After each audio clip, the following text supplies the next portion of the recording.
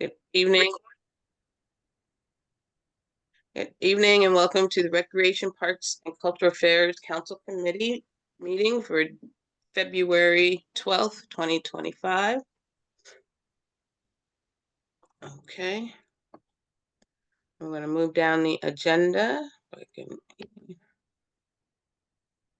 me a moment, please. I downloaded it. Okay. Go ahead and have the meeting call to order, a roll call. I have Ms. Heather Dunn, Ms. Lisa Shanahan, Ms. Nicole Eady, myself. Not present at the moment is Johan Lopez and Nicole Ayers. Okay. Can I have acceptance of the minutes of the January 8th meeting? Okay. Give me a moment. Can I have an acceptance of the meeting minutes? All in favor? Okay. All right. And do we have any? I'm sorry. If anybody would like to speak, can you please raise your hand electronically unless you have an item on the agenda? We do not. Thank you, Ms. Delaney. There's no old business. We're going to move on to new business. 6A, authorize the mayor, Harry W. Rilling, to enter into an agreement for the use of Veterans Park and immediate surrounding grounds by Norwalk Police Emerald Society for their St. Patrick's Day parade to be held on Saturday, March 8th, 2025 from 11 a.m. to 12 p.m. Setup time by 10 a.m. Saturday would tear down by 1 p.m. Approximately 200 people. Would someone move the item, please? Thank you, Ms. Dunn. And let the record show that Councilmember Lopez has showed up. Thank you. All right, and who do we have to speak to this item? Jason Grady, officer. Okay. Jason? Mr. Grady, you're unmuted. Sorry, I was trying to unmute. Can you guys hear me? Yeah. Hi. My name is Jason Grady. I'm a representative of the Norwalk Police Emerald Society. Thanks for placing us on the agenda. I'm here to answer any questions you may have. We run our 9th annual St. Patrick's Day Parade, and I believe that we applied to use Veterans Park, which is where our parade steps off from. We will utilize the parking lot to gather and organize the marchers. Somewhere between 10:15, our parade steps off at 11, and where we will exit the park.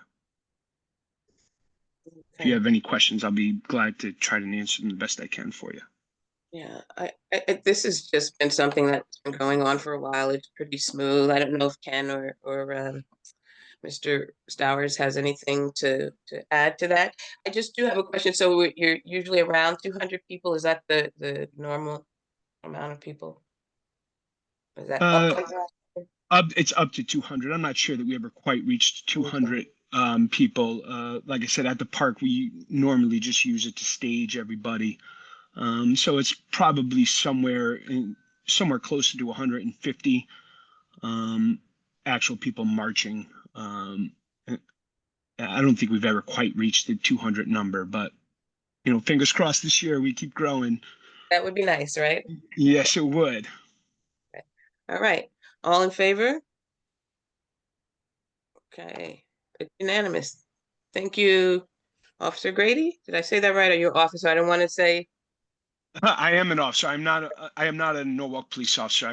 I'm a probation officer of the state of Connecticut, just to be a member of the Emerald Society of Norwalk Police. I've been serving Norwalk for 20 years, so they invited me to join. So I'm handling some organizational duties. But thank you very much for your consideration. I appreciate you folks, and I hope to see you all out there with us on the 9th. Hopefully it'll be warm. Hopefully. We can use it. Thank you. Have Yes. a good evening. Thank you so much. Appreciate you. Thanks, Mr. Grady. Thank you. Bye-bye. Right. 6B, authorize the mayor, Harry W. Rilling, to enter into agreement for the use of Calf Pasture Beach parking lot and immediate surrounding grounds by Norwalk Karting Association for the go-kart racing to be held on Saturday, March 15th, the 22nd, the 29th, April 5th, April 12th, 19th, and 26th, and May 3rd, September 13th, the 27th, October 4th, 11th, 18th, and 25th, and November 1st, 8th, 15th, and 22nd of 2025, from 7 a.m. to 6 p.m., approximately 40 people. Would someone move the item, please? Who's that? Thank you, Mr. Lopez. And who do we have to speak to this? You should have Tom Donahue to speak on this. If you're here to speak on this item, can you please raise your hand electronically?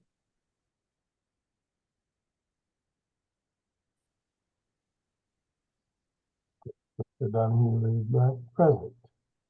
Miss- Anyway, this is an annual event. They've been doing this for a number of years.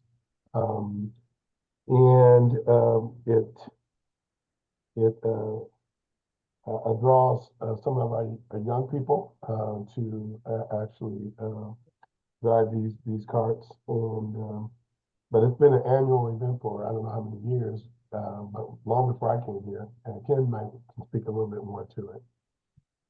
Yeah, this has been going on, I want to say 50 plus years. I've been here 17 and it's been going on every summer since I've been here. So a lot of people look forward to the races down on the beach. It's just something fun to watch on Saturdays. Was there a reason why no one is here to speak to it? No, they were all invited. There should be Yeah, somebody here. We invited them, and they said they would show up. So, but it is an annual event. We've did our best to make Mr. sure. Stiles, hold on one second. I think we do have somebody. Hold on one second. Thank you. Okay. Mr. Pratt, are you here to speak on this item or Ms.? This is Joe Barrick Terrace. I'm a vice president of Norwalk Karting Association. Okay. How is everybody this evening? Good, how are Well, you? Very well, thanks. So if you can just share with us briefly what the event will entail, although you've been doing it a while with us, and we appreciate that. Yeah, so the club was actually established in 1972. So this is our 53rd season. I think we're one of the oldest clubs in Norwalk, actually. We're 80 to 90% Norwalk residents. And basically we're a go-kart racing club. You got the dates before. The day usually lays out, everybody shows up. We're all club members. We're nonprofit. It's all volunteer. Our racers range in age from, we start them at 5 years old and then until whatever age you're capable of, racing safely. Every race day you go out for 4 rounds. 1 round is a practice, and then you have 2 qualifying rounds, and you have a feature. Every time you race, we record your finishing position, and that goes towards an end of the year championship. We have a nice banquet, and we've had championships lost over 5 points, so the racing is very tight. It's a lot of fun. It's actually really good for the kids, kids that are not into the sports, that are a little more hands-on. They can work on their carts. I work on them with my kids all the time. It's just something, different. It's unique because it's like a parent-child kind of sport, where it's not just a child out there competing. The parent has to work on the cart, has to coach the child along and make sure everything is, functioning properly. It's a lot of fun. It's challenging. It's a lot of work, but it's a great organization. We got a great group of people there. We're very big on teaching sportsmanship and safety, and everybody respecting each other. So It's good So time. I appreciate what you've shared, and I learned something that you're one of the, your organization has been around in the city a very long time, so we appreciate what you've done for this community over the years. So I'm glad you were here to speak to that. Does anyone have any questions or comments? Oh, so all in favor? Oh, wait a minute. Oh, thank you. Okay. Unanimous. Thank you. Thank you so much. All right, thank you, and have a good rest of your evening. Thank too. you. We appreciate you also. Thank you. C, authorize Mayor Harry W. Rilling to enter into an agreement for the use of Taylor Farm and immediate surrounding grounds for Friends of Norwalk Dogs for their Mardi Gras to be held on Saturday, March 22nd from 11 a.m. to 1 p.m. with a rain date of Sunday, March 23rd, and Pause and Pride to be held on Saturday, June 14th from 11 a.m. to 1 p.m. with a rain date of Sunday, June 15th. Approximately 70 people. Somebody move the item, please. Thank you, Mr. Sutton. And who do we have to speak to this? Helen Bruger. Helen Bruger, Kath Snyder. Helen's with us. Hi, good evening, everyone. How are you? Good, how are you? Good. So we're very excited about our events. We're a nonprofit organization for Friends of Norwalk Dogs. And all proceeds that we raise will be going towards a water station at Taylor Farm Park. Wonderful. Ken or Robert, do you have anything to share about this? Yes, this is one of our friends groups that we're looking to do a formal relationship, kind of a formal agreement with them, and they're advocate for Norwalk Dogs, and they've already been helping us out a great deal with supplies, poop bags, and those kinds of things, and they've been a real advocate for Oyster Shell, the new Oyster Shell Park that dog park that just opened. So they do special events to raise money for minor improvements, minor things in at your farms, and hopefully I'm still looking into how we'll bring a formal agreement between us and them. So they've been working with us voluntarily, and we want to keep that going. So we're real in favor of these groups. They've had very successful. They've had a few over the last 2 years, a few very successful special events. So they're attracting a lot of Norwalk residents with dogs to their organization. Any other comments from committee members? So I just want to say thank you to this group for what you're doing and partnering with the city to provide, a much needed opportunity for those who love their animals, right? I mean, this is what is supposed to happen, I think, to have local folks partner with us, because we're all in this together, really, to provide what you're doing. And so thank you, Ms. Bruger. It's my pleasure. I really enjoy this work and I enjoy working with Parks and Recs. They're a very professional team and they listen to what we have to say, which is very important. Thank you, Robert and Ken, for all your hard work. Thank you. Thank you. Have a good evening. You Oh, we got a too. vote too. All in favor? It's unanimous. Thank you so much. Thank you. Wait a minute. It's all in favor, okay. Ms. Dunn, you're in favor, right? Yes, thank you. Have a good evening. And she left. Next. Authorize the mayor, Harry W. Rilling, to enter into agreement for the use of Veterans Park and immediate surrounding grounds by Norwalk Junior Lacrosse for their Pound on the Sound to be held on Saturday, May 31st and Sunday, June 1st, 2025 from 8:15 a.m. to 7:15 p.m. Set up time by 6:15 a.m. Saturday would tear down by Sunday at 9:15 p.m. Approximately 300 people. I'll move the item. Thank you, Mr. Lopez. Oh, I'm sorry. Okay. Who do we have to speak to this item? Hi, I think you can Amy? hear me. This is Amy Amy? Rebecki. Yes, how are you? Good evening, everyone. Thanks for having me. I'm the president of Norwalk Junior Lacrosse. Pound on the Sound is a jamboree for little kids grades K through 4. We've been doing for over a decade now. It's our biggest fundraiser, and it lets us provide free or discounted fees to Norwalk residents to participate in our lacrosse program. We're the only lacrosse program in Norwalk. We are a nonprofit. We support our high school teams. We support Carver Center through free summer camps, teaching them lacrosse. We have a all paid for elementary school program where we go in and teach lacrosse, provide everything needed to the elementary schools. And this is how we do it, by raising money through this jamboree on May 31st and June 1st. Great. Do we have any questions or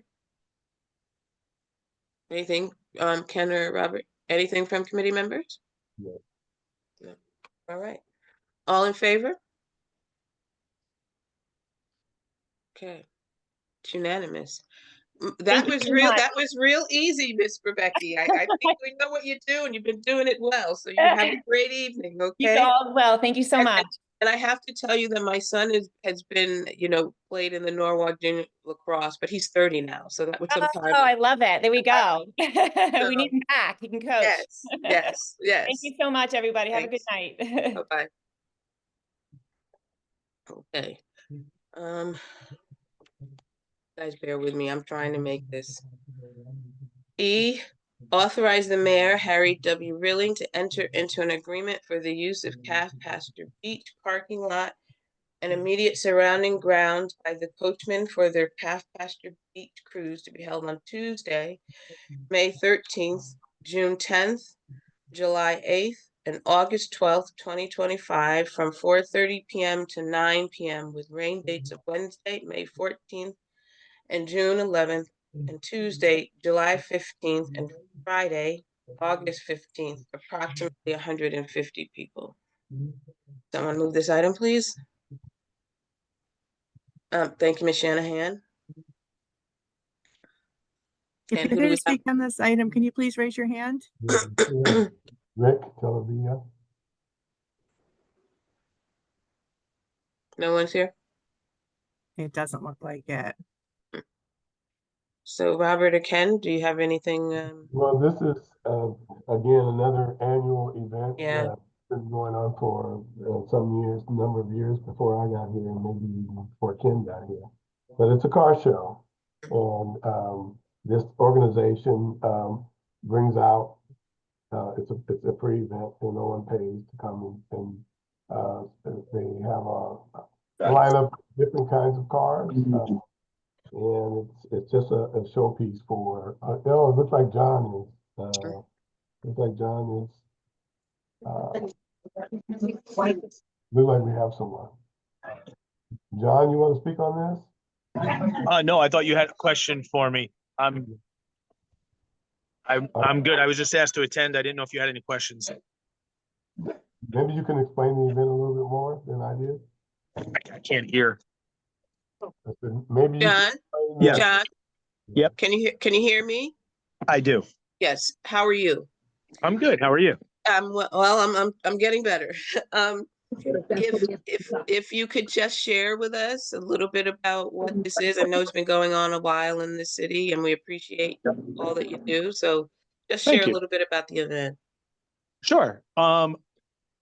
It is the Coachmen have been around for 65 years, and they've been doing a car show at the beach. I just became the president last year, and I'm new to actually getting all the permits and everything to do it. And the people in the town love it. It's been going on for a long time. We bring car clubs from other towns, Stamford, Darien, New Canaan, and they come and enjoy the beach. They spend money at Ripka's, and it's just a good time. Wonderful. I appreciate it. Any questions or comments from committee members? No? So all in favor? Oh, well, sorry, Chair. One I'm quick sorry. quick I'm question. sorry. I No, didn't it's see okay. your It's hand. okay. It's okay. John, quick question. Do any of the cars include like classic cars, the classic American muscle cars? Yeah, they are, we don't do an age cutoff because we just want everybody to come and enjoy it. So it could be anywhere from, Model A's to Subarus, all the new generation of cars. I happen to have 60s muscle cars, but the amount of time and money that people put into the cars, they like to just show them off to the public. So we allow pretty much anyone who has a show car to come in. Doesn't matter what year it is. Excellent. Okay. Awesome. Fantastic. Thank you. It sounds like Mr. Lopez might be looking for the market for a car, huh? Yeah. I've been looking around for a 69 Chevelle. I like that. I like that. Ms. Dunn, were you? Yes. Yeah, my question was, is this a nonprofit organization? We are for profit, but we don't charge anything. We go out and that's the way it's been set up forever. We weren't never set up as a non-for-profit. We go out, we get donations, and we put a sponsor book together, like an ad book, and that's how we make our money to buy our trophies for this year, to pay for the beach, and any other expenses. In the end, we pretty much net zero. We don't make money. We just try to break even. Thank you. Any other questions for John? All right, all in favor? All right, it's unanimous. Thank you. Thank you. Thank you. Good evening. Have a good night. Authorize Mayor Harry W. Rilling to enter into an agreement for the use of Veterans Park and immediate surrounding grounds for Vox Church for their Easter egg hunt to be held on April 12th, 2025 from 7:30 a.m. to 1:30 p.m. with a rain date of Saturday, April 19th, approximately 480 people.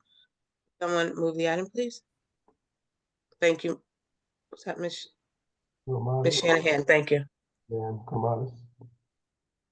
He's here to speak. Yes. Hi. Can you guys hear me? Yes. Yes, we. Great. Yeah. Thanks for having me. I do. I'm the pastor of Vox Church. My name is Dan. I do have my three little ones with me. My wife is traveling out of town, so we'll try to be a little bit quieter. But I'll be quick with the rundown of this event.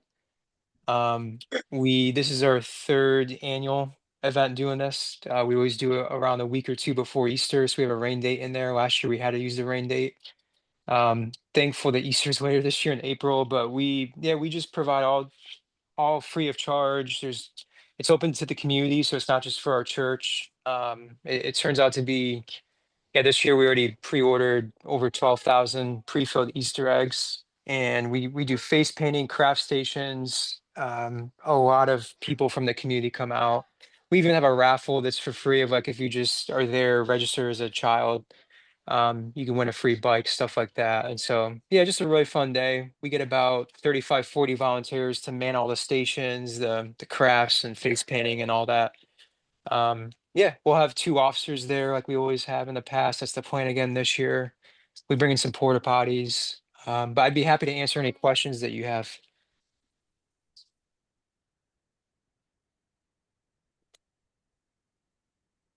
I'm sorry, Ken or Robert, do you have anything to add? No, this has been a very, this event has been going on during my period of time, the first year. And Easter egg hunts are, it's something that is very recreational and it draws a lot of youth and kids. And it's been real successful in the last 3 years. So I fully support it. All right. If there are no more questions, all in favor? All right. It's unanimous and we hope for good weather. Yes, thank you all so much. Thanks for your time. Thank you. Have a good evening. You as well. Thank you.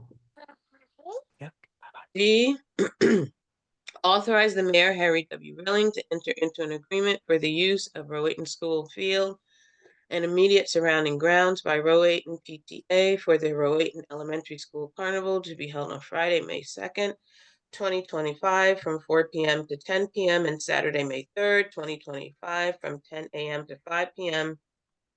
with a rain date of Sunday, May 4th. Setup time by 10 a.m. Wednesday, April 30th, with tear down by Sunday, May 4th. Approximately 3,000 people. If someone move this item, please. Hi, can Thank you you. hear me? Thank you, Ms. Shanahan. Yes. Yes. Hi, I'm Liz Slutsky. I'm on the PTA. I'm the co-chair of the Rowayton School Carnival. This carnival has been around for about 25 years at least. We've been using the same amusement park vendor every year. It's a well-oiled machine at this point.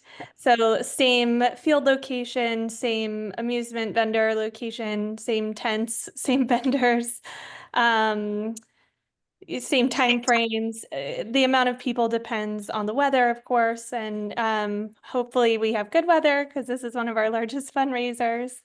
And yeah, we just hope for approval so we can have this event again. Thank you.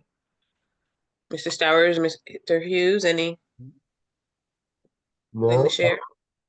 yeah, this has been, our PTOs and our PTAs, they really are a part of the schools. I mean, they're an association of the schools. And we support the schools in the efforts to bring on events, family events. This is a good event. And we support it. Okay. All right. Any questions, comments from committee members? All in favor? Okay, unanimous. Thank you so much. Thank you. And again, yes, we do need good weather, so we hope for that for you. Thank you very much. Have a good evening. You too. H, authorize the mayor, Harry W. Rilling, to sign any and all documents required for the partnership agreement with Keep America Beautiful as it relates to the Green Workforce Training Project. National Urban Forestry Expertise comes to Norwalk, a green workforce program awarded through Keep America Beautiful by the Connecticut Department of Energy and Environmental Protection. I'll let Ken Hughes take this. Him and our Parks Department arborist. They'll explain this program. Really an Okay. exciting program. We still need somebody to move this item. Oh, sorry. That's okay. We got Nicole Edie. Thank you. Sorry, I lied. That's okay. But anyway, I'll let Ken take over and introduce our arborist, who you'll probably be hearing more from in the future, because we got a lot of green infrastructure initiatives coming before us. So I'll let Ken introduce her and tell a little bit about it. So, Madam Chair, I'm not sure if members of the committee have all met Sarah Cruz. She's our relatively new arborist and horticulturalist for the department, which has been a home run position, for us and for the city as a whole, as you guys are aware. So I'll let her take over the explanation of our partnership with KAB, which is an exciting project. Looking forward to it, and we were very fortunate to hook up with Keep America Beautiful. Yeah, good afternoon, everybody. So this grant was awarded to Keep America Beautiful as the primary awardee, but the City of Norwalk is partnering with them to actually execute the grant funds. And so this will support a project that we're calling the Green Workforce Initiative in Norwalk. And essentially, it's an apprenticeship program for individuals in our community who may face barriers to employment, language barriers, post-incarceration, things like that. So folks who may face certain barriers to employment to gain really meaningful technical skills in the field of forestry and landscaping and tree care. And so up to 10 folks this fall and spring would go through an 8-week course led by individuals from the Parks Department, our DPW, our Public Works Department, as well as local folks from local tree care companies and some speakers. And we'll also be able to plant upwards of 150 trees within the South Norwalk area. that's kind of a brief rundown of the grant. So we're looking to enter into a formal partnership agreement with Keep America Beautiful to get the grant moving forward. Thank you, Sarah. And Robert, okay, Johan, you had your hand up? Thank you, Chair. Thank you, sir. Quick follow-up. What is the will there be is there any room for placement for those that participate in the program at all? Yeah, so we're in the this was awarded August, and then we were required to make a lot of revisions until October. So at the moment, we're in the planning phases of both finding organizations to formally partner with us for the grant, such as Open Doors. We've been in contact with them to ensure that we're bridging existing community resources with this program and not starting from scratch. So this is a stepping stone towards future employment. But we do hope to have kind of like a career fair towards the end of each training session to get folks in touch with actual employers in the area, and maybe some resume workshops, things like that. Excellent. Thank you. Any other questions? Ken, you have your hand up? No, that was me on your face. Ms. Shanahan? I don't have a question. I just want to congratulate Sarah on this. I know that this was a really competitive grant to get, and I'm so excited that you guys were able to get it. And it's a really good feather in our cap for Norwalk. So congratulations on that, and thanks for the hard work to get it. Yeah, I'm really excited about this program because it does give us a chance to put some people to work and to train some folks, and particularly people who may not have who may feel like they might not have another chance, people on there that are not, they're kind of on their hard luck, and indigents and people unemployed. So it gives us a really good, as Lisa said, a feather in our cap. And a lot of the cities around the country are doing these kinds of things, particularly for the green infrastructure, because it's so difficult to have. It's easy to plant. Well, I won't say easy, but it's easier to plant trees and woody plants than to actually take care of them and to maintain them. And that's what we're going to be really focusing on. So it's really it's something that I really think is a great accomplishment. Any other comments from committee members? Okay.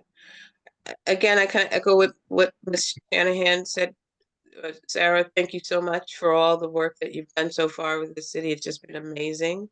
This sounds like an amazing opportunity for folks in Norwalk and for the city. So kudos, and we just look forward to this actually taking off and seeing that first group of graduates, which will be amazing. So thank you. More to come. All in favor? All right, it's unanimous. All right. I authorize the mayor, Harry W. Rilling, to enter into an agreement for the use of Veterans Park and immediate surrounding grounds by Norwalk Seaport Association for their Oyster Festival to be held on Friday, September 5th from 6 p.m. to 11 p.m. Saturday, September 6th from 11 a.m. to 11 p.m. and Sunday, September 7th from 11 a.m. to 8 p.m. setup time by 8 a.m. Saturday, August 16th, with tear down by 10 p.m. Tuesday, September 30th. Approximately 40,000 people. Would someone move this item? Thank you, Ms. Dunn. And I see we have, is that Mr. Riley? Hi, how are you? I'm well. everyone. How are you? Excellent. So we're here again. You can just kind of briefly tell us about the oyster. Yeah, so the Norwalk Seaport Association is the sole promoter and proprietor of the Norwalk Oyster Festival. It's our 47th festival, and we pray for good weather.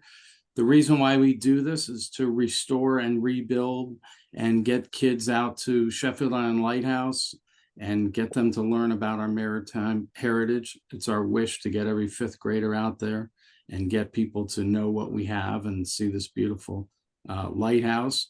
And this is our major fundraiser for this event. Wonderful. Do we have any questions for Riley? No? All in favor? I'm good. Let's just have good weather, guys. That's it. That's it. All of that, right? I Wonderful. appreciate everyone's time and Ken and our relationship with the city, obviously, and Ken and Robert and all the group has been great. And we really look at you guys as good associates of the association. Well, Mr. Riley, I think I've said it before, and you know this, you're one of the main attractions, what you do here for the city. So we appreciate that. And the longevity of this is just amazing. So thank you so much for staying the course with this. I say this every couple of years, but the average festival run by a not-for-profit is 7.5 years. That's a fact. And this is our 47th. So it's a lot of work and it's risky with the weather, but we appreciate your support. Thank you. Have a good evening, sir. Thanks, guys. J, approve the use of Matthews Park and immediate surrounding grounds by Stepping Stones Museum for their anniversary gala to be held on Saturday, March 29th, 2025 from 5 p.m. to 10 p.m. Setup time 10 a.m. Thursday, March 20th with tear down by 1 p.m. Sunday, March 30th, 2025. Approximately 400 people. Someone please move this item. Thank you, Ms. Shanahan. Right. And Mike Jacobowski. Hi, can you hear me? Yes. Okay. Yeah, so my name is Mike Jacobacci from Stepping Stones. This is actually a change in an existing event we were going to hold in March, which you might remember was the circus. So for our 25th anniversary. So what we've done with some internal changes, we had to switch this to a gala, which is something we've done in the past. It's basically almost the same thing, but it's not a public event. It's a by invitation event, which will start out in the museum and then into the gala tent on the Great Lawn where the circus tent was going to be. So we're making this change, officially, but I've already paid for the permit from last year, and some of the other paperwork that was done. So we're just looking for this one change really to an existing event. Mr. Stowers, do you have anything to add, or Robert? Or Ken? No, he's directly saying, there was an event planned and there, because of many circumstances, they've changed their event and it's going to be more of a private event, not so public, but they will be using the park. So we support this. Okay, any questions, comments from committee members? Okay. Ms. Dunn? All right. With 400 people projected, what's the parking going to be like? Are we looking at busing or do we need any public transportation modifications for this? No, it's a really good question because 400 people, the event is very, like I said, is very similar to the galas that we had. The last gala we had was in 2015 and there was others in prior years. But we're going to have valet parking. So the parking lot next to the Great Lawn, like we've done in the past, never a problem. It's actually a lot easier, of course, than the parking situation we would have had to deal with the circus. So anticipating no issues. Basically, we've done it before.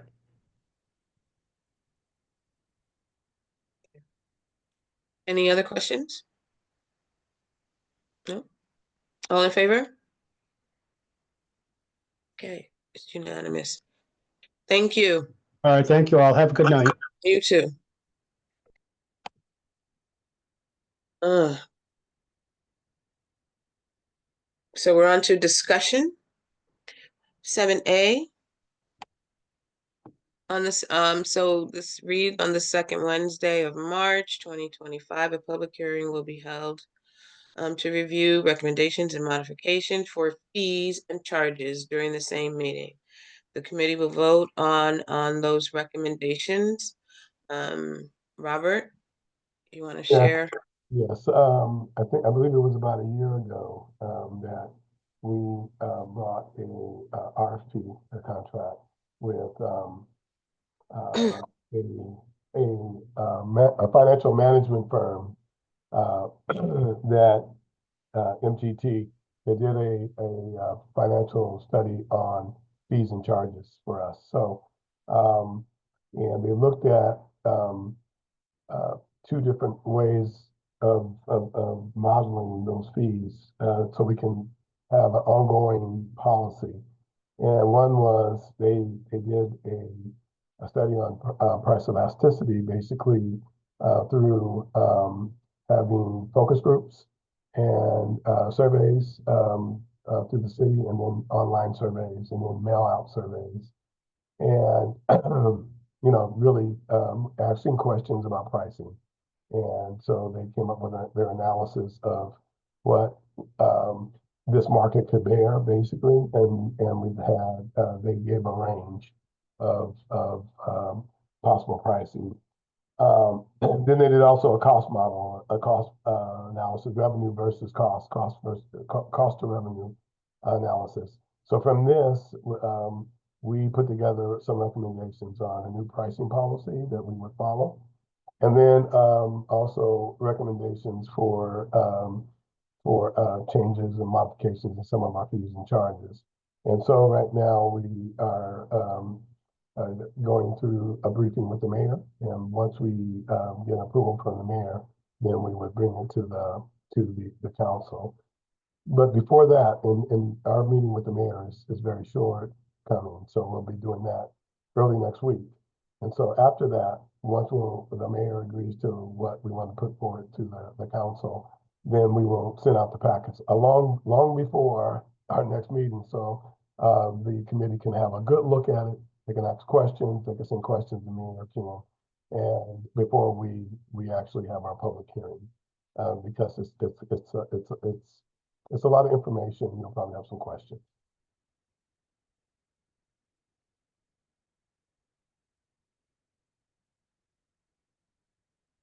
So I'll take any questions now, if you have the questions now, just about the process.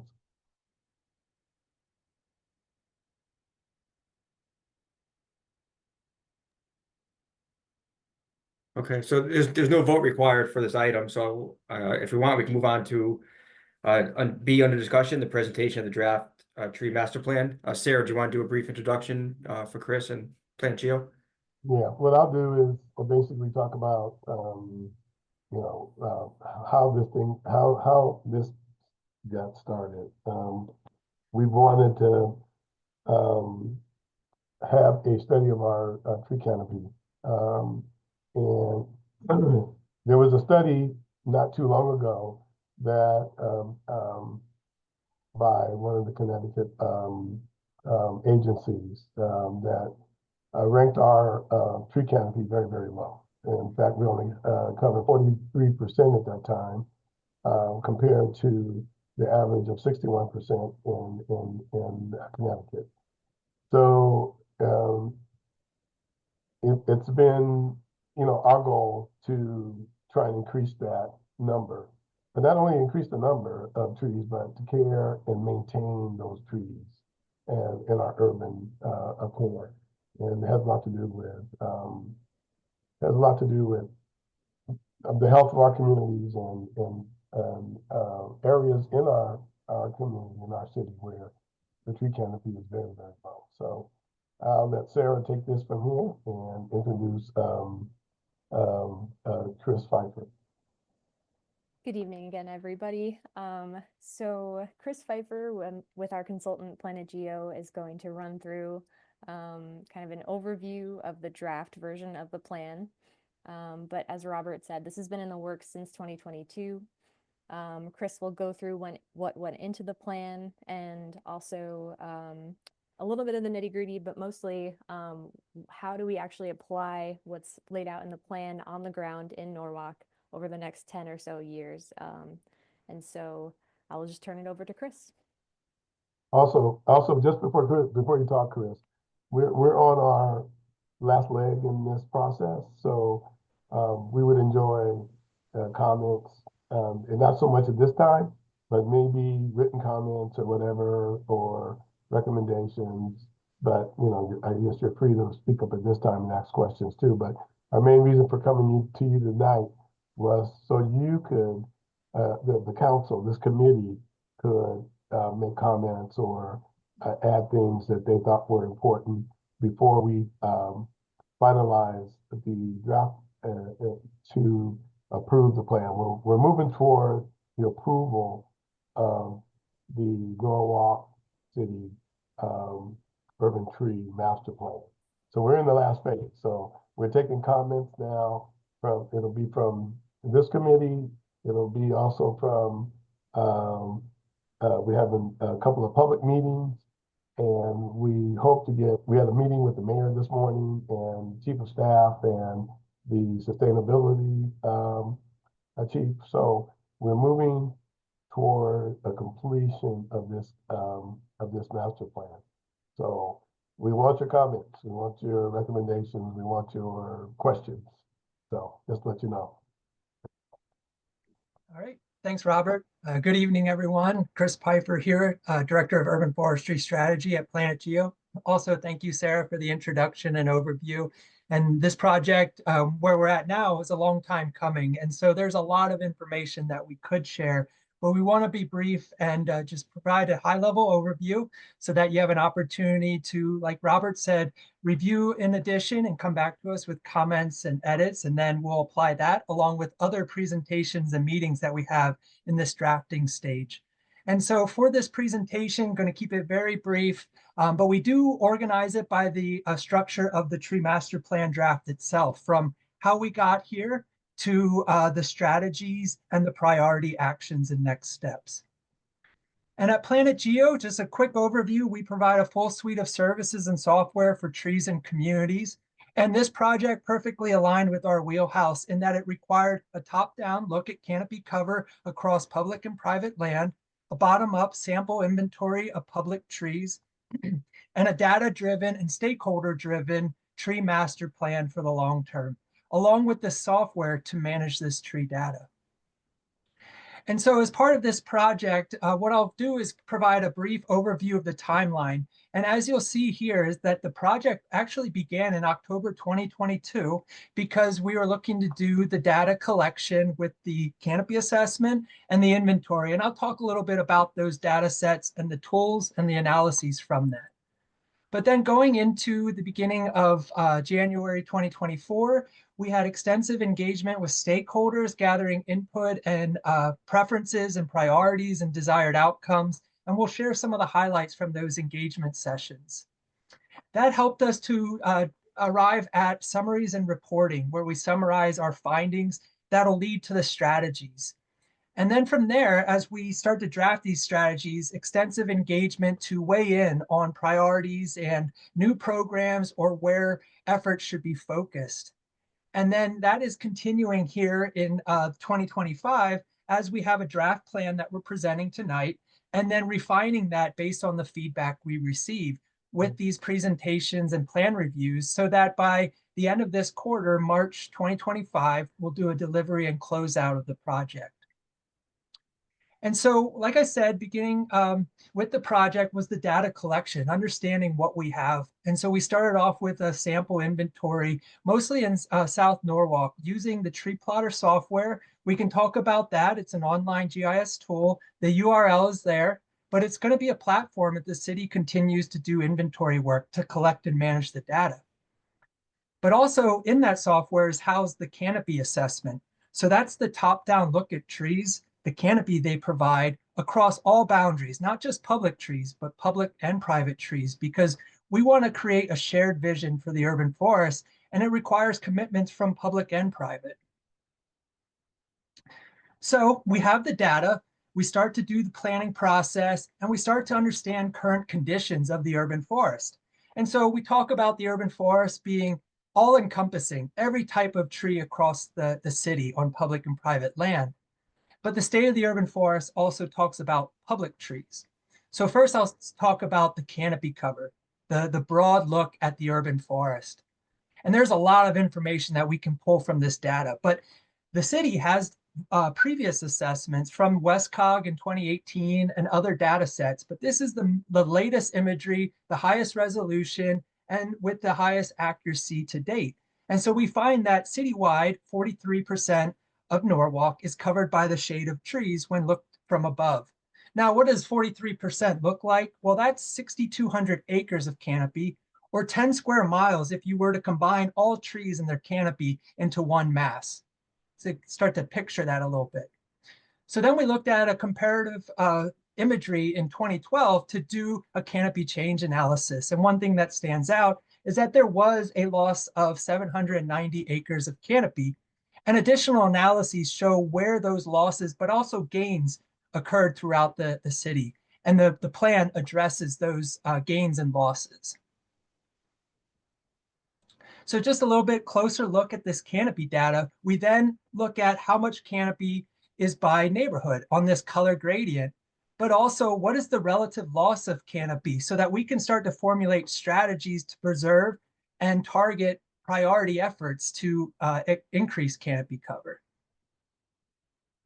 We also have additional inputs and data sets. One that is a very useful tool is from American Forest with the Tree Equity Score tool. And what we found is that looking at various sociodemographic data, we find a score of 86 out of 100 for Norwalk. And the plan talks about how that compares to others in the region, as well as the nationwide data set. And Norwalk does stand at a higher level than average for the region. But there is work, as you can see, some of the orange areas and the lighter green. But as we start to overlay these other boundaries with US Census data and socioeconomic information, we start to look at correlations of canopy and the populations of color or underserved or minority populations, as well as the populations in poverty with lower income levels and the correlation of the amount of canopy in those areas. And then also looking at the average surface temperatures in the summer by various census block groups. And then we can look at where canopy can contribute to that reduced surface temperature in the summer. So there's more to talk about around canopy cover and how that fed into a canopy goal. But first, we want to just talk about the state of the urban forest some more. And we look at the benefits of trees. And so at the bottom here, we have some of those social benefits that are a little less tangible, but there is science behind it showing the benefits. And then just quantifying the value of canopy in terms of ecosystem services. So this is not including property values or other elements. You know, even energy savings isn't included here, but we see canopy ecosystem benefits. And there are additional benefits around asset and replacement values, but we're just looking at those environmental contributions. So now we're going to talk about the bottom-up look at trees, mostly public trees and that sample inventory in South Norwalk. And so not focused on the numbers because this is a sample, but the implications are really important. If we look at the top right, we can start to look at where are the trees growing and maybe look at the condition. Maybe there's a relationship with the condition and the growing space. We also look at the composition of trees. You know, if you have a large number of acer or maples, that could be a concern when you talk about Asian longhorn beetle or other pests and diseases that could wipe out a large portion of your canopy of your public trees. We also look at size classes because that can infer ecosystem benefits, generally larger trees, more benefits. And we also look at, the surge of maintenance demands. If you have a lot of larger trees, those are probably going to be high cost type of maintenance activities. And then if you have a lot of smaller trees, as shown in the graph, you know that they're going to grow into larger trees. So we'll talk a little bit about proactive maintenance to reduce long-term costs. Of course, tree condition provides insights into current and potential maintenance and management needs as well. And these numbers are fairly average on par for the region from our analyses of other city tree inventory data sets. Same with the number of unique tree species. That species richness really helps, with biodiversity, urban ecosystems, and just continued flow of environmental and other benefits as well. And then in the state of the urban forest, we also want to know how other plans interact with trees in the community. Or maybe there's contradictions that we need to be mindful as we lay out goals and strategies in the plan. And so this is just some of the examples of the plans and documents reviewed. And one thing to call out is that we extensively reviewed 34 documents, and we found over 350 instances where urban forestry themes were referenced. And this is important because it shows that the city acknowledges, recognizes, and plans for trees in Norwalk. And not all cities have this many instances where urban forestry themes are referenced. And then we also wanted to gather perspectives around the current state of programs and the urban forest from our stakeholder engagement. And so last year around this time, we had a survey with 23 different internal stakeholders participating, representing various departments and committees that are shown here in this infographic. And we also tapped into what they view as priorities when it comes to amplifying the benefits of trees, as well as addressing the top 5 challenges that are either caused by trees or that are challenges facing trees.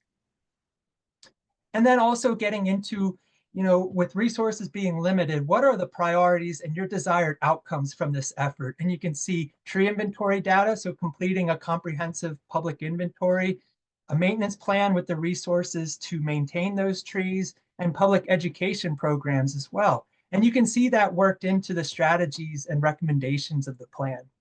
But that's not the only engagement we did. We also interviewed staff and stakeholders to really hone in and get some specific details around workflows, challenges, and strengths.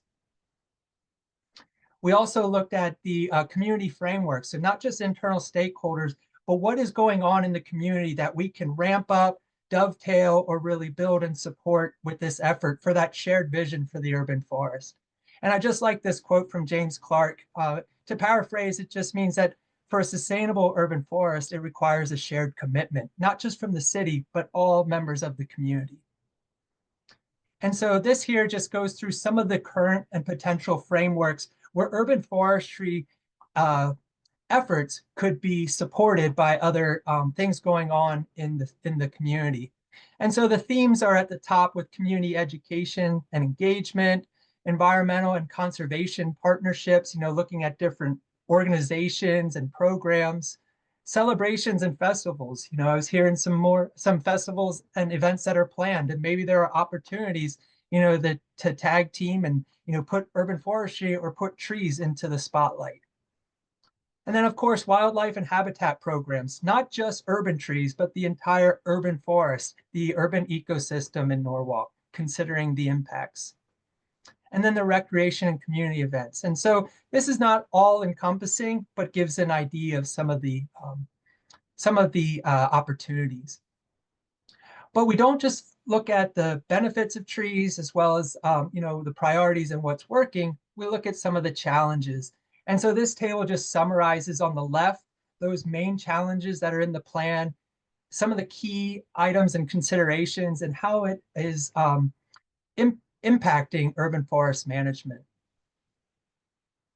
So we get an understanding of current conditions, stakeholder and community priorities and perceptions and preferences, and then we start to develop strategies. And one overarching goal with this plan is to increase tree canopy cover because of the many different benefits and ways to measure this goal over time. It really helps to provide that compass as you're implementing this plan.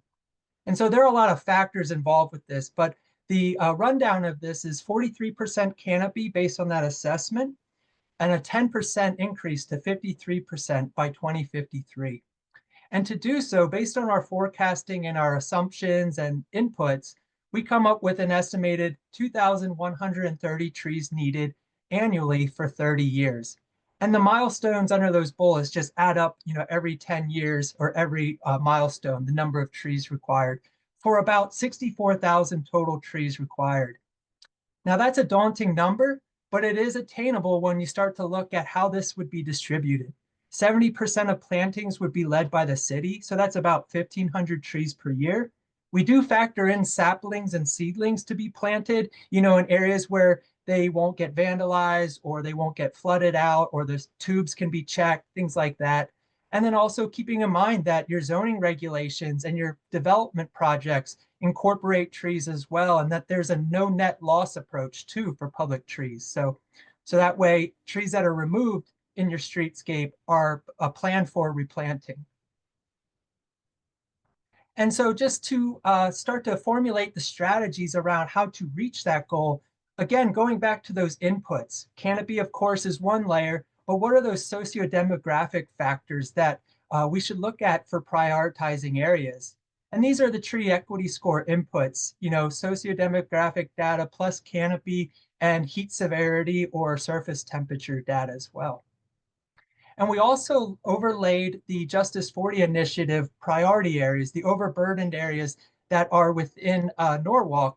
And so when we utilize these data sets, we start to really identify where the priorities are and what an implementation schedule could look like. And so this now is really the end result of all of that planning to get to this tree planting strategy. And so we're really excited to share with this because it's attainable. It's a lot of work. There's costs associated with it, but it's incremental. We look at the priority ones in those Justice 40 census tracts over the next 10 years. Priority 2, thinking about tree equity scores and those census tracts that have less than 80 for a score. And there are other factors involved, but that's the highest deciding factor there. And then you look at tree equity scores that are fairly high, 80 to 99. And then there are other census tracts in Norwalk that have a score of 100. And that doesn't mean do nothing, but we apply that no net loss approach, making sure that the canopy you do have is sustained. And there will be opportunities to tag team or work within complete streets projects or sidewalk repairs for installation in those priority 4 areas as well, as you're implementing the first 10 years. And so here we have the priority 1 neighborhoods at the top, the existing canopy cover, we have the canopy goal and the number of trees per year over a 10-year interval, and then the tally on the right of how many trees that equates to. And just for reference, we have the other neighborhoods and those priorities, and then what it all adds up to.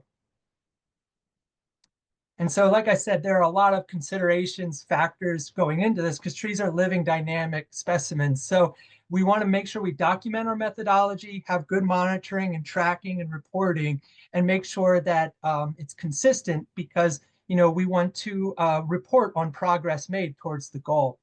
And so we can talk at length on these factors, but what we have here for the columns, we have the metric on the left, and then keeping in mind that shared commitment, city-led plantings, private property owner plantings, through the assistance of community organizations, development-led plantings, in support of the zoning regulations and possibly incentives for developers to do more. And then what that all adds up to for each metric. And just rounding out the presentation, just giving you an example, drilling down to the local level, here's Springwood. It's a priority 1 area to be planted in the first 10 years. And there's a lot going on in this map. But what I want to point you to is the left map is a zoning map showing the different zoning classes from the latest regulations, because there are limitations and opportunities by each zoning class. And then we look at the canopy assessment data on the right. So you have canopy cover, buildings, impervious or paved areas, and your possible planting areas, the light green areas. We also have, easements, recreation fields, schools, bike paths, water bodies, street lights, traffic signals. So as much as we can do from GIS and maps to lay out where opportunities are and where there might be, conflicts. But then you take it the next step further. Maybe there's a public tree inventory that includes planting site inventories for public spaces. And this just looks at what the zoning regulations say, so that as you look at those opportunities within each class, you can really drill down to what's an effective approach. And then the data or the metrics involved for that 10-year canopy goal for Springwood to reach 38% canopy. And again, that's 175 trees per year, but think about that split up of the city's role, developers, and private property owners. And then just some examples from Google Street Maps as we zero in on some of those zoning classifications.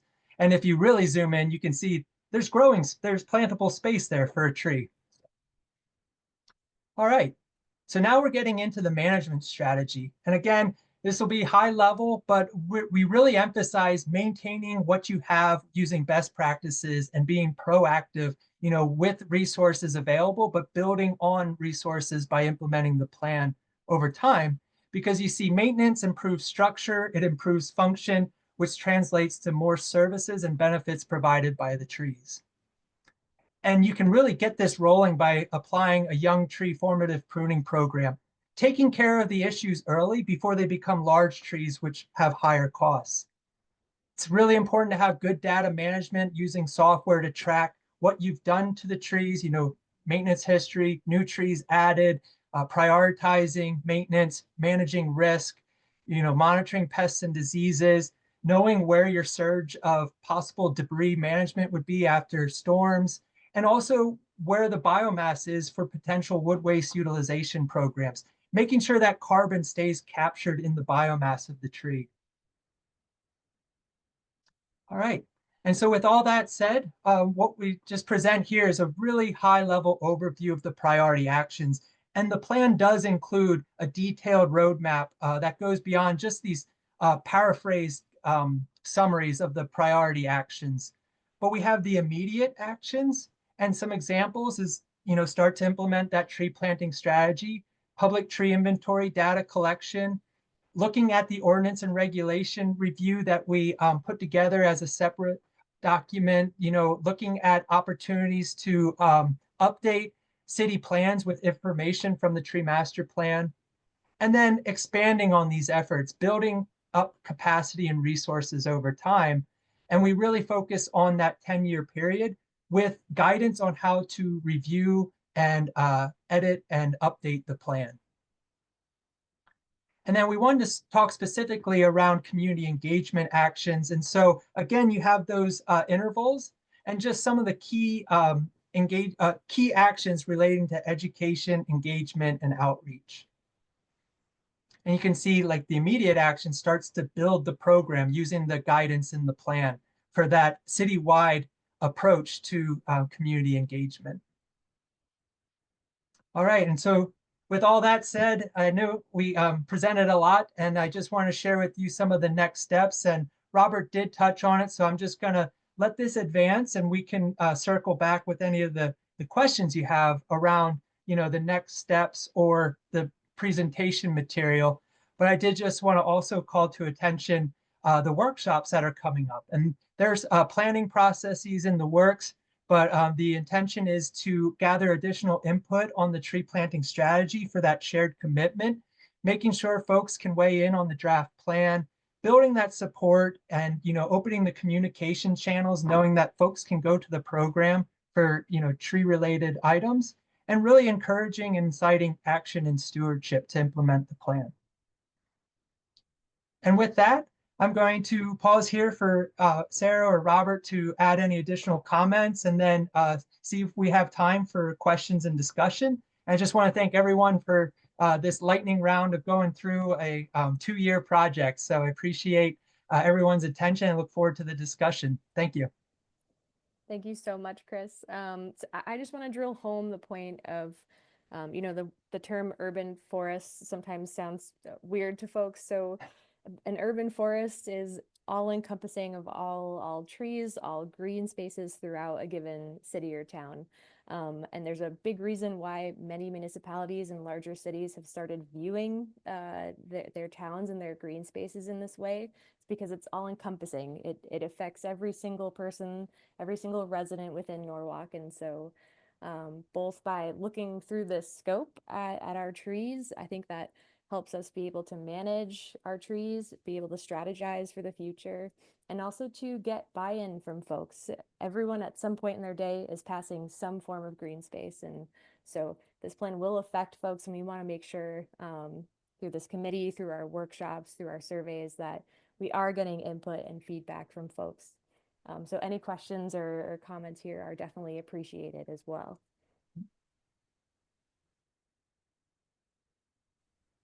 So thank you for that report. This was very helpful, and I'm glad to see all the work that has been done and in a concise way. It's going to help move this initiative forward, so I appreciate all that work. I think as I'm thinking about this and living in South Norwalk and seeing all the development, I'm just going to make a plain statement. I think one of the biggest things that we really have to do is make sure that this is part of planning and zoning in a much deeper way, because to me it is not. And maybe I'm missing something, but as we continue to develop, we cut down trees. But we have to make sure that within the redevelopment plan, in that construction, that there is a solid plan to replace trees or to or to plant them, whether it's on the roof, whether it's on the side of the building. I don't know. We have to be creative, and I think this will help move us there. But I think that's going to be a big key as we continue to develop in South Norwalk, not even in South Norwalk, in the city. As you go down West Avenue, as we head into Wall Street area, as we continue to develop, and we know the lack of trees in some of those areas that are now being proposed. So how do we do that is a real big issue for me. But I think once we get our bearings and figure all this out, it's going to be great for the city. Big important point, Darlene. For Yeah. sure. Any other comments? I have my hand up. I'm sorry, go issue ahead, Lisa. I can't see it with this big screen. I'm sorry, go ahead. That's okay. Thank you, Darlene. I mean, you guys knew I was going to raise my hand, right? So I I have know. so I have a lot of thoughts and questions, and not all of them is like, this is the right time to do it. But one of the things that, two things really struck me. One was just the loss of tree canopy that we've had over the last 15 to 20 years just was breathtaking to me, even in, some of our residential areas like Rowayton, where I live, 18% loss. That just set my hair on fire. Just so upsetting to see. Another thing that I was struck by, Chris, was that 40% of our trees are only in fair to worse condition. And that was a real upset. You said that was in the range of normal, but still 40% of our trees being only in fair condition struck me as something that we really have to address. Also, I really want to emphasize what Darlene said. When I've looked at tree ordinances, we rewrote the tree ordinance maybe 4 or 5 years ago, before Robert, before Sarah. So I know that we're going to put it through another shift to bring it even more up to date. But other jurisdictions who have really spectacular tree ordinances have a lot to say about private trees and a lot to say about planning and zoning and saving trees. And I feel as though it's gonna be a little bit of a slog, but we really have to talk our planning and zoning people into having a lot stricter rules. One thing we did with the last tree ordinance was make sure that there was rules around construction and making sure that trees that are existing on properties were protected. But maybe we just have to have rules like other jurisdictions have about clear cutting and how many trees you can take out. A lot of jurisdictions have a lot to say about how many trees you can take off of your property. And I think part of it's going to be public education, so people have a better understanding of why trees are good for them, why it's managing their heating bills, it's managing their stormwater management. We're about to go through a stormwater management utility conversation in this city. And so that's another opportunity to educate people at the same time. We could work with our Department of Public Works, who's spearheading the stormwater discussion, but so important. I do, the age variety and types of trees is something Sarah and I talk about all the time, the native mix. We didn't really talk about that, but one of the questions I had about that was, as, people say that every 3 or 4 years, the climate moves north, so it gets warmer. So I wonder what natives are going to be, in 10 years. Are the natives that we think that are native to Connecticut, is that going to change? How should we think about that in our planning plans? What we thought was native and what was going to thrive in Connecticut may well change. And we're looking at trees to be here for 30 and 40 years.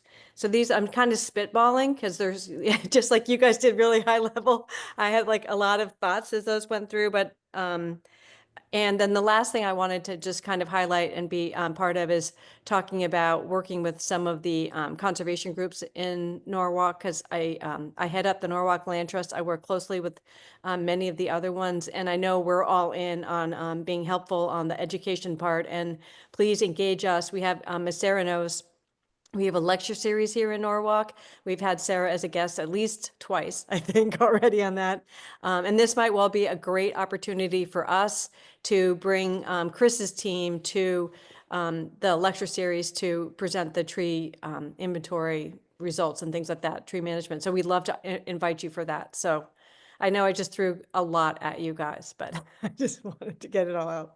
Chris, I can start by saying, I should have mentioned this earlier, the draft plan is in the agenda packet for this committee meeting, but we are launching it on the city website next week in like a nice public campaign to make everybody aware. And I also wanted to emphasize that the inventory that we completed was just a sample, primarily in South Norwalk, and I think Calf Pasture and Vets Park were in there as well. But over the next year or so, we plan to inventory another 25,000 trees citywide to give us a more full picture. And as part of that, there will be some form of a public map where folks can go on the city's website, zoom into their neighborhood and say, oh, this tree outside my house, look, it's an oak tree. And actually be able to engage and look at trees in their neighborhood. It will be a great tool for community groups, for school children, Arbor Day events, things like that. And additionally, there are a lot of other documents that Chris and his team put together that are really in-depth data assessments, Lisa, species diversity, and urban forest vulnerability analysis that lists all the species on our planting lists, which ones from other cities look great and maybe should be added. So there's plenty there, but I will definitely let Chris answer more to that. Yeah, thanks, Sarah. You did a great job covering the high items there. And Lisa, those are great topics. And most of it is in those additional reports or, looking at the opportunities to work with conservation groups. Those are great suggestions. So thanks for that. I did want to say I pulled up the vulnerability study we did just to look at, because we asked that question too. What city has a current climate that matches Norwalk's future projected climate? And then what species are thriving there right now that may be introduced that are, regionally native or highly adaptable to changing conditions. And so it's a community in Arkansas, Jonesboro, Arkansas. For what it's worth, we use a tool from the Future Urban Climates, and we put some inputs in, and then it matches Norwalk's future climate with a current climate. And so Jonesboro is almost 10 degrees warmer and almost 7% wetter than in the winter than in Norwalk. So just some a tidbit there, but it is, there's an extensive study. We look at tree lists in that region, what is in that region that matches what Norwalk's already planting, which may give good indication, and then looking at additional guidance. So I did just want to touch on that. We call it the sister climate city analysis. But then I think, just a general recognition about, what other jurisdictions are doing around private trees. That is an extensive process, engaging, educating, and getting feedback from the community and stakeholders, and seeing, where the balance is and possibly incentives. And, and really development heavy area. We wrapped up in a couple communities. We do find that developers are open to the idea of incentives, but it's, looking at, what are the setbacks or the height restrictions that are lifted if they preserve or plant more trees on the site. So yeah, definitely something to look into. Yeah, just wanted to add a few thoughts there. Thank you. I also think, Robert, I also think you're correct in terms of zoning, being more involved, integrating some of the departments that really have complete streets. When we look at TMZ, when we look at DPW, integrating some real strict regulations, and also in terms of our management policies, our sustainability policy, which I know is being written, some real strict guidelines there as well. And I think I think the result of this will also bring in some ordinance changes. Yeah, so it's really trying to set ourselves in the best position to be successful. So.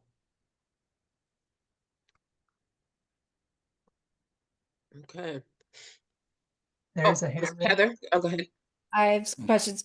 So it looks to me, and not that it's sufficient in my mind, but it looks like zoning has very specific guidelines as far as trees for public. So my question is, looking at Norwalk's zoning and the trees, it was like 1 tree for every 2,000 square feet or something like that. Is that sufficient? Is that, equitable with surrounding cities and stuff like that?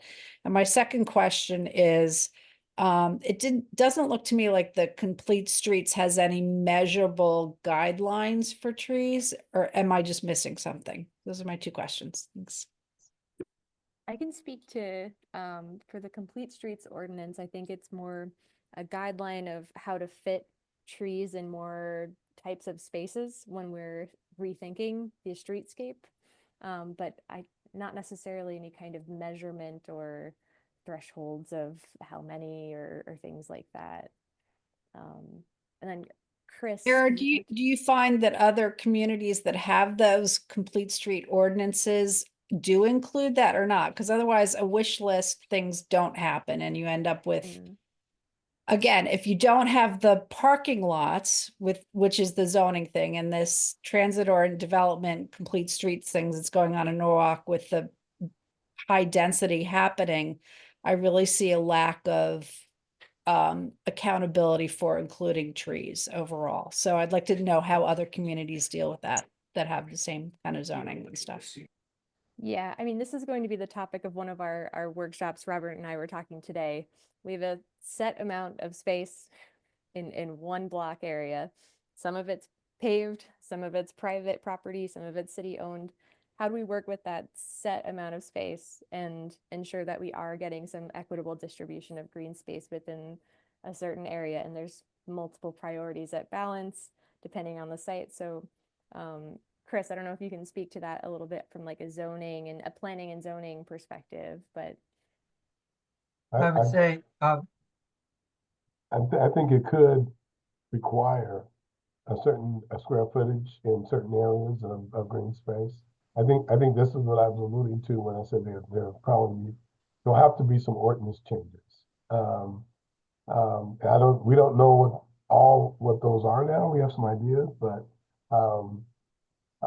it's possible to come up with some required, square foot of green infrastructure in certain areas. It's possible. Yeah, I was just going to add that we did not do an extensive analysis of ordinances.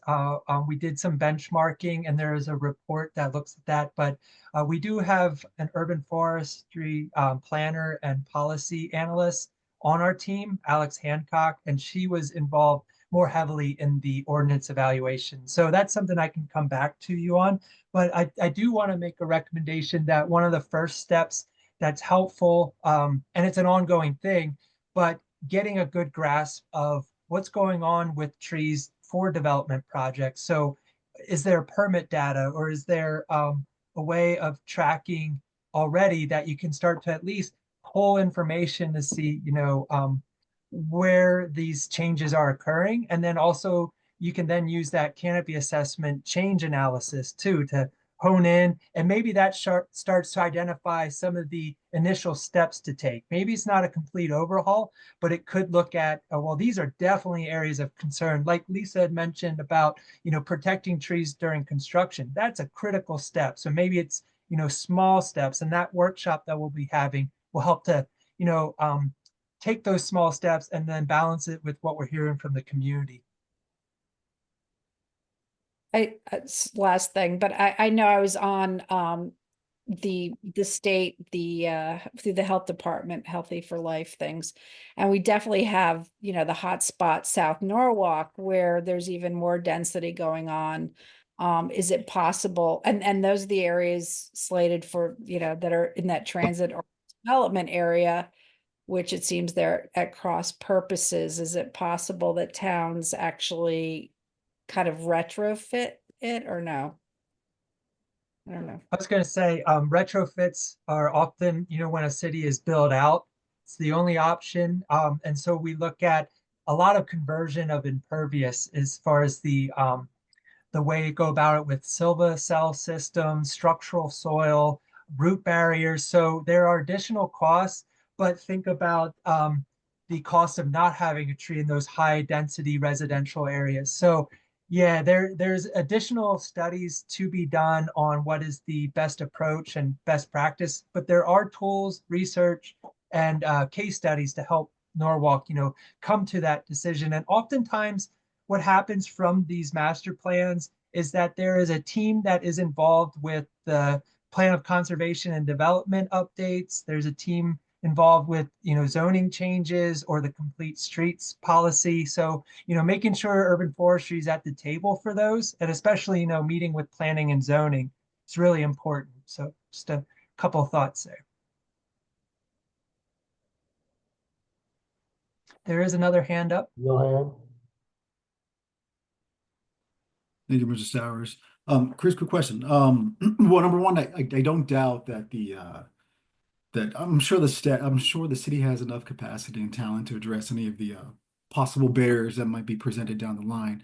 But quick question, in terms of communication and working alongside of the community, is there anything that really stands out to you in your experience that's been really, really effective?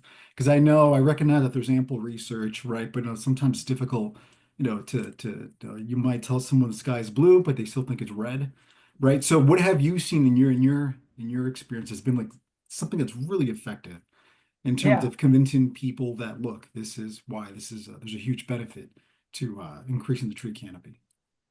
Yeah, well, it's timely. I was just working on a blog post around that idea of, from our evaluations of programs, what do we notice? Like, if you have this is a good indicator that you're on a path to success, or these are some things that are going to cause roadblocks. And so one of the first things that comes to mind when I think about Norwalk is, you have the different community organizations with the Tree Advisory Committee and the Tree Alliance, and the different groups that don't talk trees every day, but they are in the neighborhoods doing projects, hearing from the community, and they sometimes have a better interface or reputation or perception from the community. So that's a really good indicator and an opportunity to help get the word out that it isn't just coming from the city, but that it's also supported by those community organizations. Also, what really works for the community is not going into a neighborhood and saying, trees save energy, look what they do for you, but having the conversation first to see, what are their challenges. Trees probably aren't their first concern. It could be shade at a bus stop or something. And so starting to talk, well, well, you know, you're at the bus stop. Do you know that there's this complete streets policy and that we are incorporating trees into this? So really coming at it from a listening approach first. And then also having the, and not to, you know, talk about Planet Geo's proprietary software, but having that software for inventory data management is critical, because resources may always be limited, but you can communicate that you are using this data for with limited resources to address priorities. And then those tools, those software, not just Planet Geo's, oftentimes is a public facing tool for the community to see, what is that tree in front of my yard? Oh, you know, it's a Freeman maple, and it's providing X number of dollars with stormwater runoff prevention, energy savings, air quality improvements, and it's supporting, you know, the climate change challenges that are emerging. So a lot of different ideas or examples, but those things rose to the top when writing that blog, and also just working with Norwalk, seeing what stands out. Yeah, I will say, you know, the committees too, they go a long way with being advocates or advisors. And so maybe there's a fresh look at the Tree Advisory Committee now that this plan is being drafted. Maybe they have a larger role, or maybe there's another organization that has a larger role, and then that can really help, because, you know, you're going to have to deal with anything that comes down the pike with that you're going to have to put out and address issues. You want to make sure that you build community capacity. Excellent. Thanks, Chris. Sure. Good question.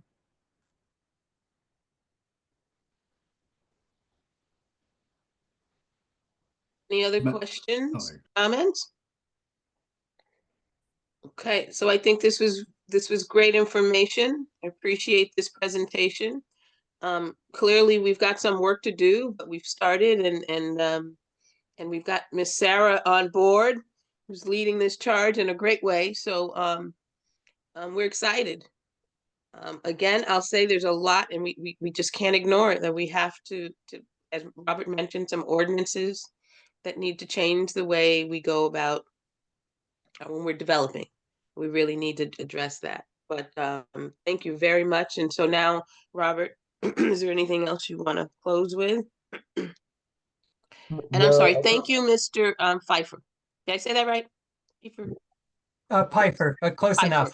I've heard I said it, worse. Pfeiffer. Thank you. Appreciate you asking. Thank Yeah, you. and thank you all for your attention and good questions and discussion.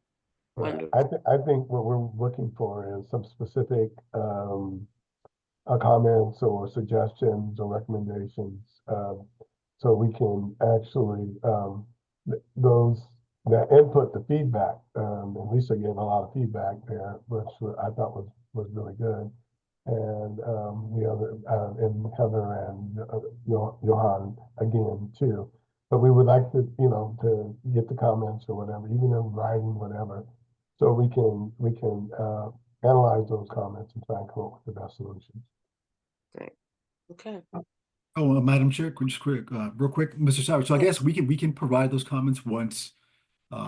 Yeah. So I'll take a closer look at the draft and then write something up so I can sit down, reflect, and be able to provide something substantial. And you can send all the comments to Sarah. Oh, excellent, absolutely. Thank you. And you are all welcome to our workshops as well to Yeah, get a closer look. Yeah, we want you to come to the workshops too as stakeholders. So we really like you to do that. Yeah, and Sarah, while we're speaking about stakeholders, I assume that you're inviting the NRWA, the land trust people, the NTA people. Yes, just determining the location, and that invitation will go out very soon. So. Oh, okay. Yeah. So if you need any emails and things like that, let me know, because I can help you with that. Thank you, Lisa. And thanks for hanging in there, Darlene. Yeah, thank you, Darlene. No, I'm glad I did, because this was great. Now Very you good. have to take care of yourself. All right. So any more questions? Then I have the final question. Motion to adjourn. All right, Ms. Shanahan, all in favor? Thank you so much. Have a good evening, everybody. Good night, everyone. Thank you. Bye-bye. Thank you. Good night.